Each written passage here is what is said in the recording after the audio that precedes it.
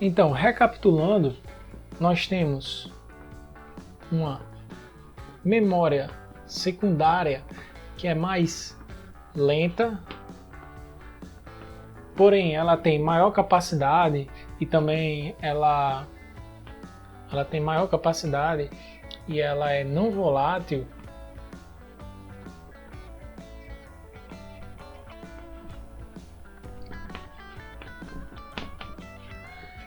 Que salva os seus arquivos de forma permanente, né?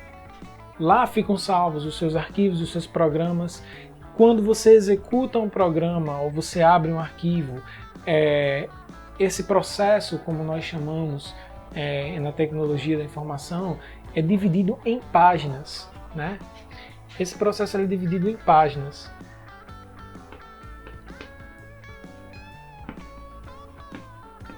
Essas páginas, elas vão para a memória principal. A memória principal, ela é rápida,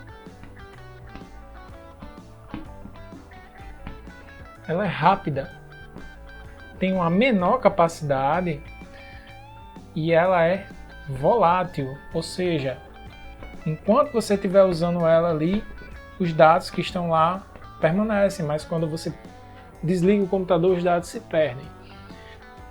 Essa memória, ela é dividida em pequenas células chamadas de frames. Esses frames, cada frame desse possui um endereço físico. Já as páginas possuem endereços lógicos, né? Os frames possuem endereços físicos.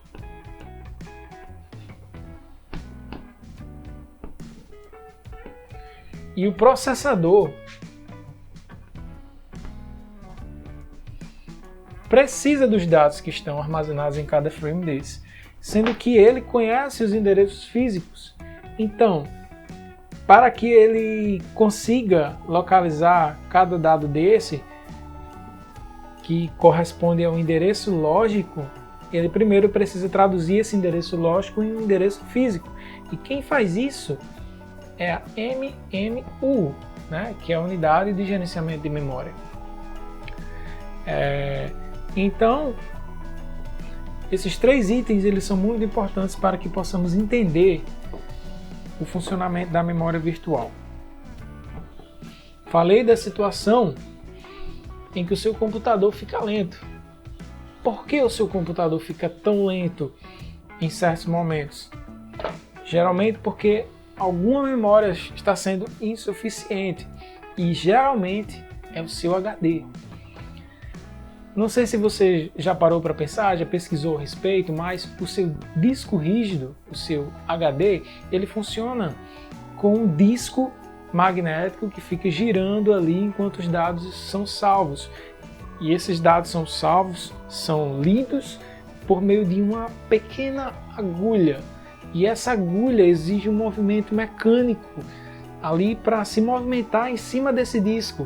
E esse disco, por sua vez, também necessita de um movimento mecânico para girar. Então, tudo isso demanda tempo. E isso atrapalha muito no desempenho da sua máquina. Mas por quê? Muitas vezes, inúmeras vezes, a sua memória RAM ela não será capaz de dar conta do que você precisa fazer com sua máquina, dos processos que estão sendo executados, dos programas que estão ali abertos, né, os dados que estão sendo acessados ou gravados. Na grande maioria das vezes, a sua memória RAM não será capaz de dar conta sozinha de tudo. Então ela vai precisar de uma ajudinha. Como eu falei, você tem a sua memória principal que ela conversa diretamente com o seu processador. O seu processador, ele não consegue pegar os dados diretamente da sua memória secundária. Isso não ocorre.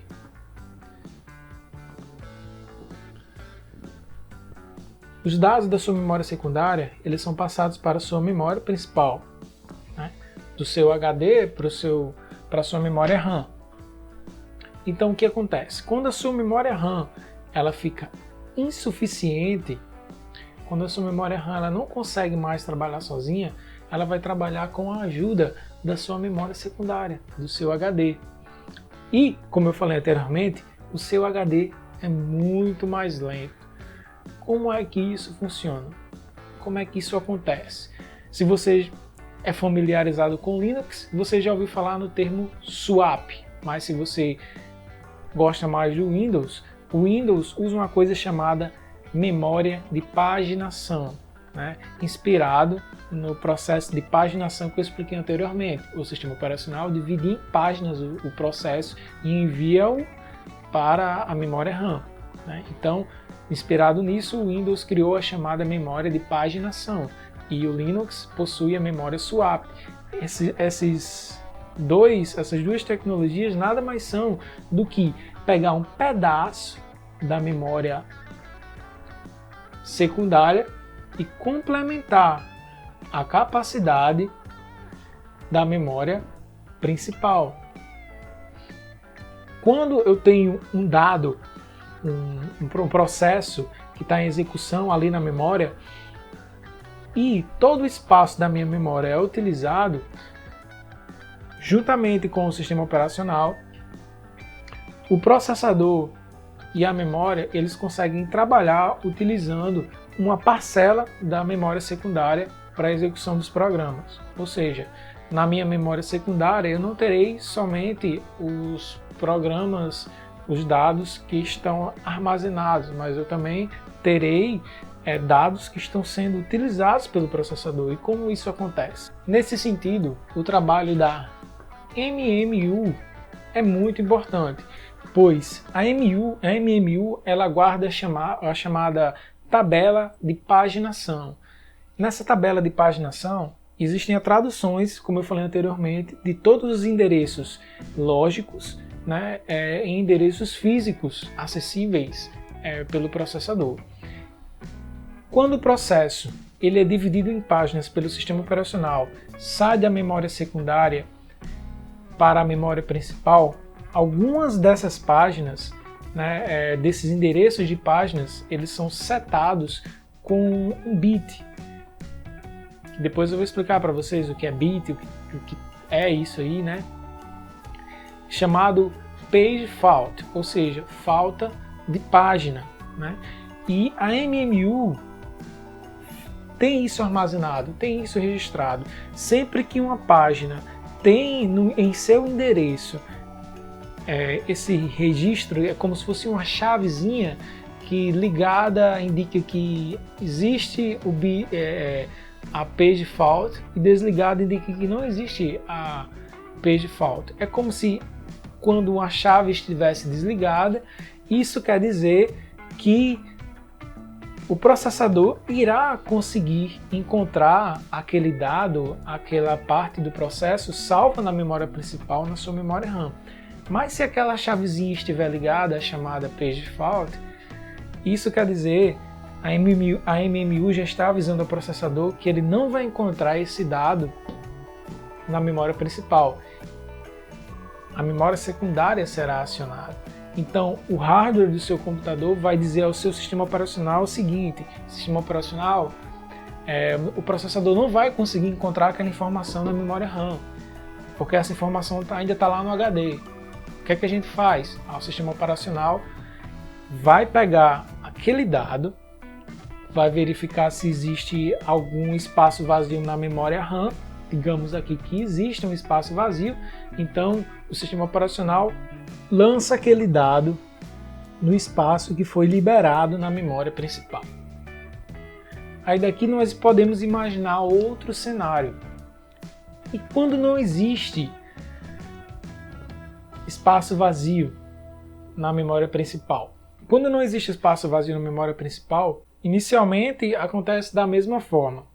O processo sai dividido em páginas da memória secundária pelo sistema operacional, é o sistema operacional que faz isso. Ele vai para a memória principal, para a sua memória RAM, que é dividida em frames, né? E o processador ele precisa saber onde cada dado vindo do sistema operacional está localizado ali dentro da memória principal. E a memória principal é dividida em frames, endereços físicos, sendo que cada página tem um endereço lógico atribuído pelo sistema operacional que não tem nada a ver com os endereços verdadeiros da memória principal. Então a MMU faz essa tradução. Quando a MMU faz a tradução, ela dá de cara com aquela chavezinha, a chavezinha do bit file do page fault está ligada e a MMU diz ao processador, aquela informação que você está querendo não está lá na memória principal não, porque eu traduzi aqui os endereços e na hora que eu fui traduzir tinha lá a chavezinha que o endereço não está lá, o endereço está lá na memória secundária, está lá no HD. Então o que é que vai acontecer? O hardware do seu computador vai acionar o sistema operacional vai capturar aquele dado que está salvo no HD e vai jogar lá na memória principal, mas só que não vai poder fazer isso, porque ela está completamente cheia. Então o que acontece? Um outro processo é executado. O sistema operacional solicita que um espaço seja liberado na memória principal, e a memória principal libera o dado, né, a informação ali de menos relevância que está sendo executada ali no processo, sendo que essa informação também não é excluída porque ela é necessária para o processo que está sendo ali executado, né, o programa ali, a aplicação pode requerer aquilo ali posteriormente. Então aquele dado ele é lançado para uma área chamada área de swap. No Linux é chamado assim. E aquela informação fica guardada ali, enquanto o sistema operacional lança a nova informação na memória principal, né, informação que foi solicitada pelo processador. No Linux, essa área é chamada de área swap, e no Windows é chamada de memória de paginação.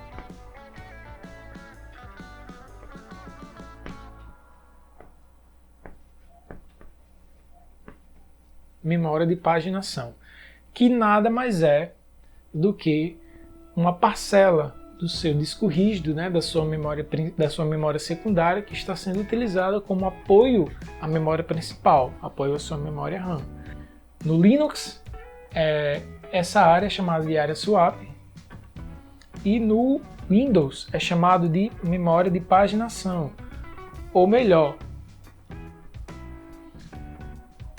o Windows chama isso de arquivo de paginação. Arquivo de paginação, que é como se fosse um arquivo criado ali para armazenar dados, né? É assim que o Windows trabalha, inspirado naquele processo de paginação que o sistema operacional faz, de dividir os processos antes de enviá-los para a memória principal. Então, como eu falei lá no início do vídeo sobre aquela luzinha do computador que fica ali freneticamente piscando ali quando o seu computador está travado, aquilo nada mais é